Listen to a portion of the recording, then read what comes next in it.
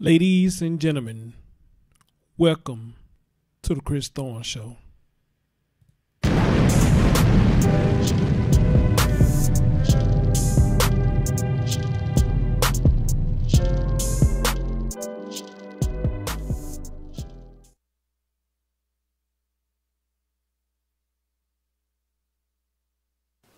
Well, a customer came up to me and asked for a scrawl, and I gave it to him with a smile on my face.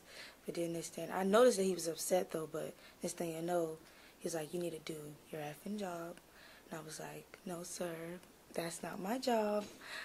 We don't keep straws in the lobby now. You have to request them. He was like, no, that's not how it goes. You're going to put them in there. You keep them in there. That's not how it works. I'm like, no sir, that's how it works. He's like, you need to pitch straws. That's your job. Do your effing job. I'm like, no, that's not my job. And you're very getting like outraged. Children in here.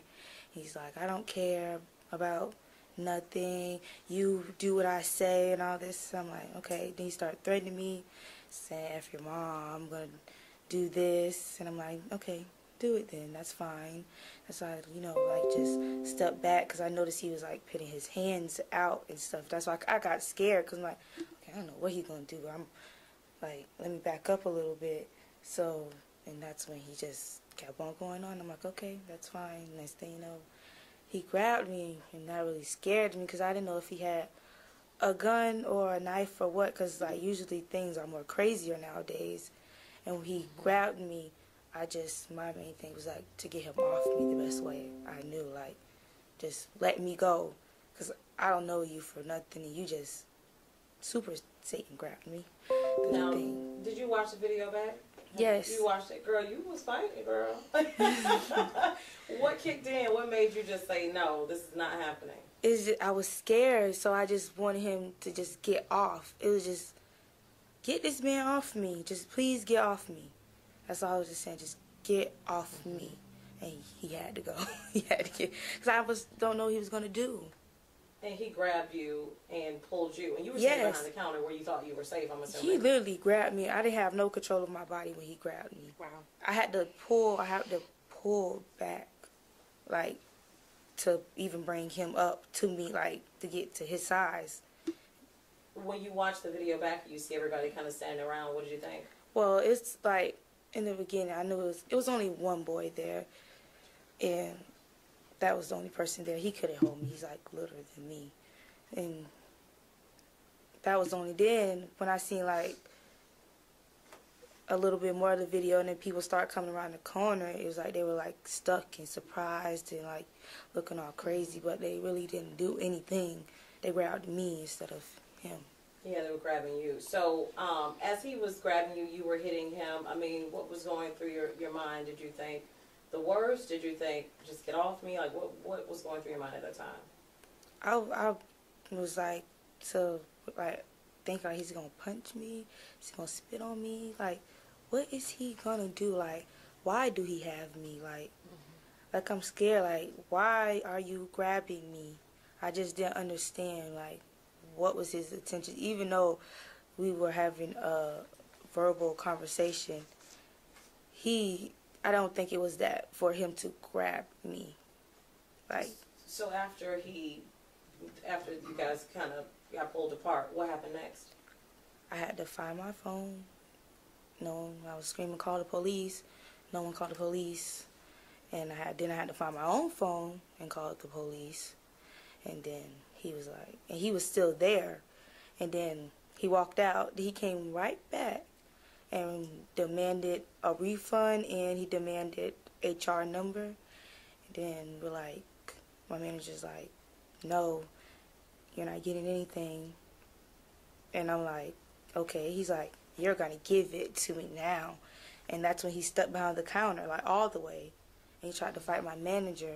But then that's when another guy finally stepped in and picked him up and threw him out. But on the way out, he actually kicked someone in the stomach, another girl.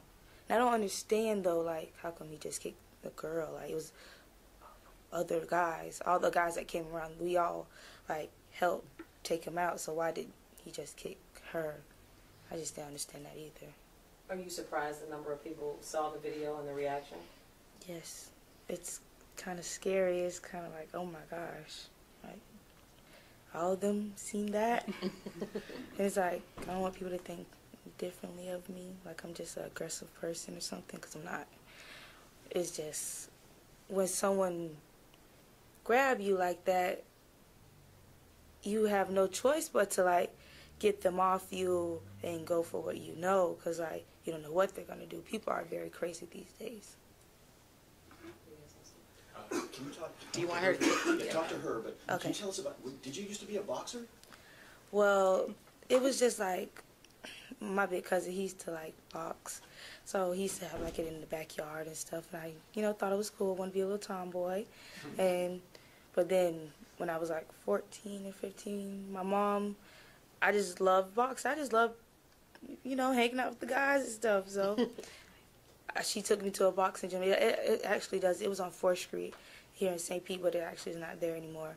But it just took me, and I liked it, But then I actually got more girlier and got into stuff and, left it alone. So how much did you do, like years of it, or just a few sessions?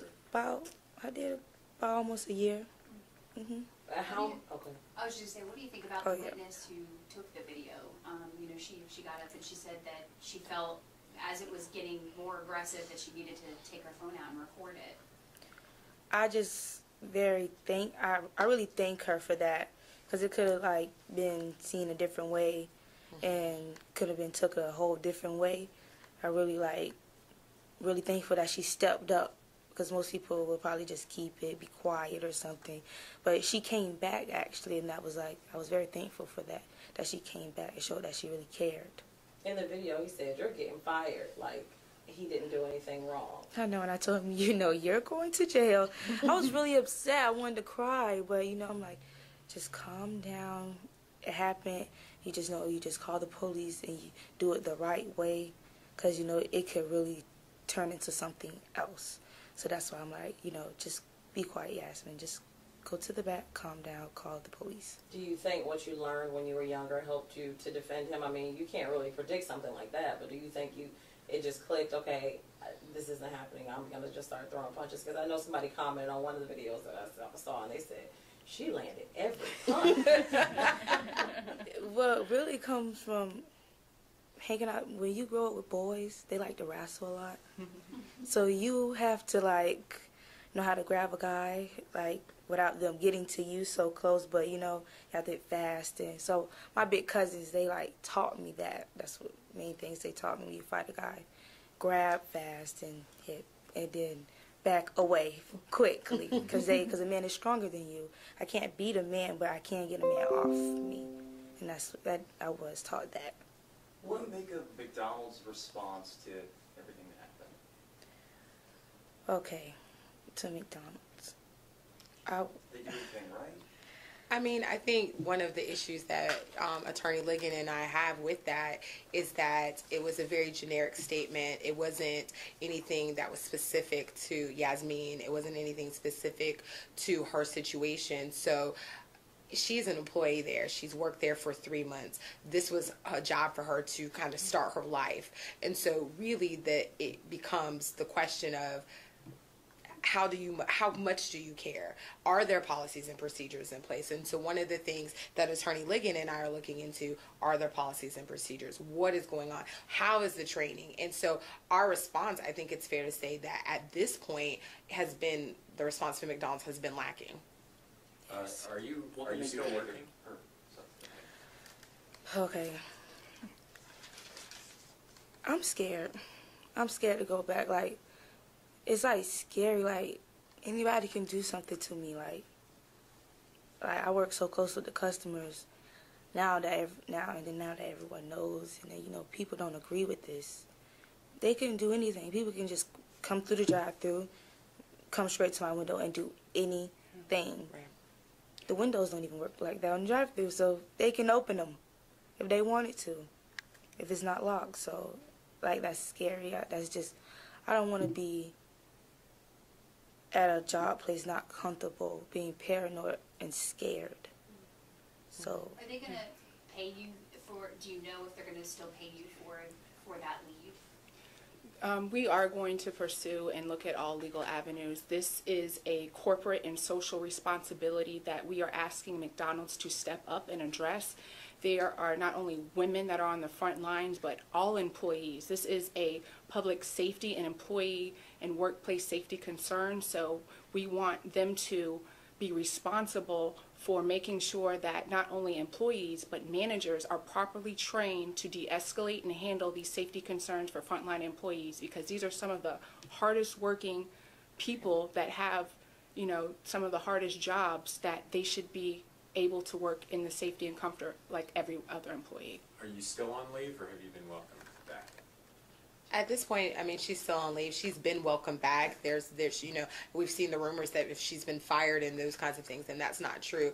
But as, you know, Yasmine has said, I mean, can you imagine going to your place of employment and not feeling safe at your place of employment, not knowing if someone's going to come back and try to do the same thing, or someone feels empowered by what they saw? So, you know, ultimately, she's a young woman. She's 20 years old. This is, you know, a job that she, you know, put so much into because of her dreams and aspirations. So, I mean, she is on leave. She, I believe that she has the ability to go back, but also it's just that fear of, if I go back, what is going to happen to me? Yeah, and not only fear, we want to make sure she gets the adequate medical attention. Like, you know, she has significant injuries, not only, you know, emotional, but physical injuries coming from her being at work. So, you know, these are things we want them to be held accountable for. They are the world's largest employer and, you know, real estate developers, and they should have policies and procedures to protect their employees on their premises. How often would you say customers are nasty to you? Obviously not to that level, but You'll Be honest. Yeah, be honest. Be honest. Okay. Well, no offense to people, but people act like McDonald's is Ruth Chris, because they want their food well done. That's fine, you know, people. But, like, they don't understand, like, we're still people. And it's no procedures or nothing when a customer is nasty or rude. McDonald's, customer is always right, no matter what. Customer come in there, knock his food on the ground. Actually, a customer did come in there, knock his food on the ground. And they didn't do nothing. He was cursing. All they did was gave him his food back, and he was allowed to sit in there after. But I just feel like they're all about the customers. And then it was other customers there, too, with children that was like, did that man just knock his food on the ground? And manager just, once again, here's your refund. Sit here with your friends. I think you were getting at this, but is what you're saying they're caring so much about the customers at the expense of the employees? Yes. And I think it goes back to what, you know, Attorney Ligon has been saying. Once again, there are no policies and procedures that are in place for their staff. Their staff are on the front lines.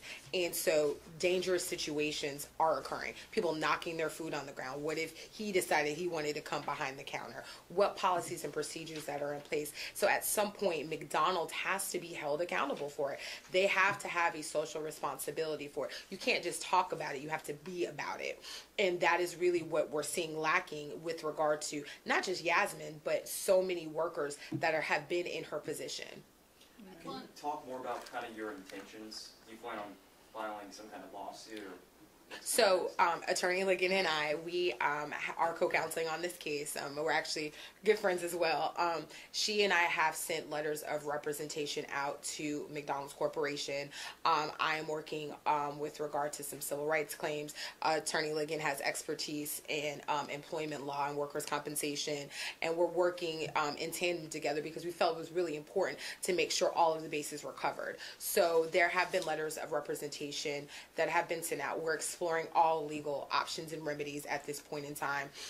Nothing is off the table, but most certainly what we're asking and what I think Yasmine is demanding is that McDonald's will step up and take some accountability and acknowledge what happened. It's like that nothing has even happened to her.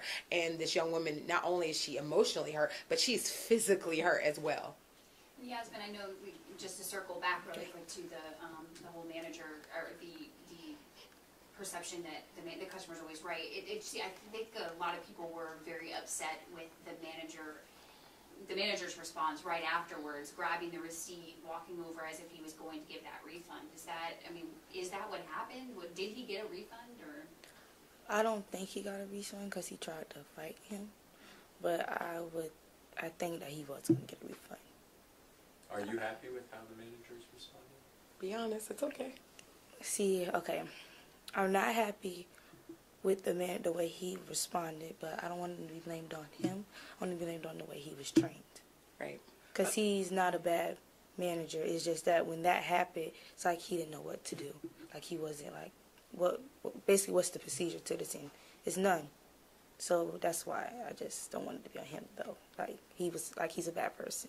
Like he felt like it wasn't important enough. It's just, to me, I don't think he didn't know what to do because there was nothing there put for him to go by. Right.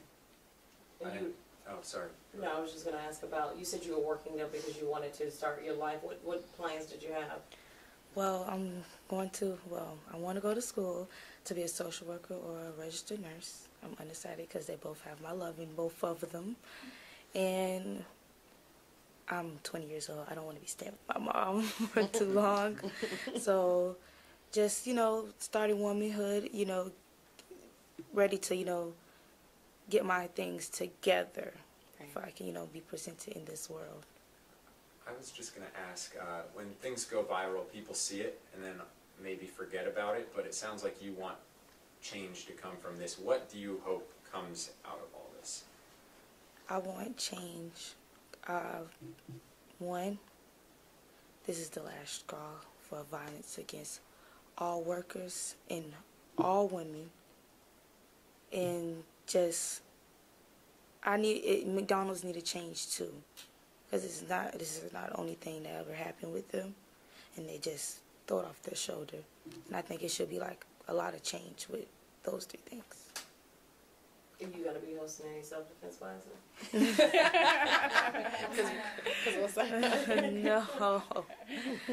No. Any advice for anybody if they ever come into this type of situation? I think all women should at least know one move to get anyone off them. I mean, at least one move, and not just, no offense, you guys, go for the balls. Not just that. Not just that move, because guys know about that. That's been around.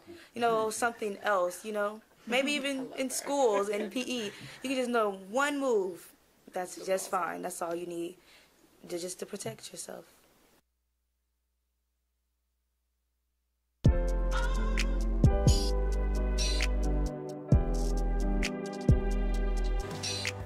The Salvation Army has been meeting the needs of the world literally since 1865, and they're planning on meeting a few more this Giving Tuesday. Absolutely.